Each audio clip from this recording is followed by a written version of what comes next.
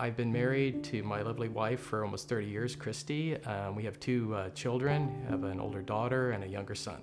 He was just always really active and very talkative. He's also, I think, a really sensitive boy. We'd take him out to the different parks. He was always looking kind of for a friend, and so he'd come up to other little kids and say, hey, let's go and do this. We would go out and run together. As we kind of got later, a little bit older, that started to kind of fall off. He didn't quite enjoy it as much. I just kind of chalked it up to, just kind of growing up, trying to find his own way. But I do miss that. And he never had his own personal laptop until high school issued it to him. And then during the pandemic lockdown, where everything was online, it basically took all the safeguards off that. I mean, I would wake up in the middle of the night because I would hear him in his room talking or laughing and everything. And he would be trying to get on the computer, 1, 2, 3 o'clock in the morning. And we got to the point where we had to turn off our internet access at night to make sure that didn't happen.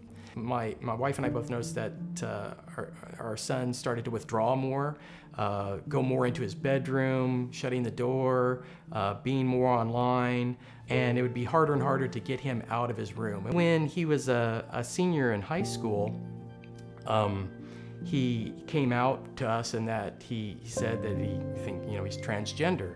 And so my wife and I were just absolutely, stunned by this, because we never seen any indication that this would be the case, that he were, transgender. He immediately said that he wants to start taking hormones as far as estrogen. And we said, well, let's first start, let's go and talk to our doctor and kind of see what different options are in terms of, therapy. So when we were looking at different therapists, it became really clear to us that the only type that was going to be available that would actually potentially see him would be what we call, affirming therapist. My wife and I were really concerned about that because we wanted somebody who would be objective. He moved out with some friends from his work, which, we really were supportive, and we wanted him to work. I think work is great, and it was great for him to get out.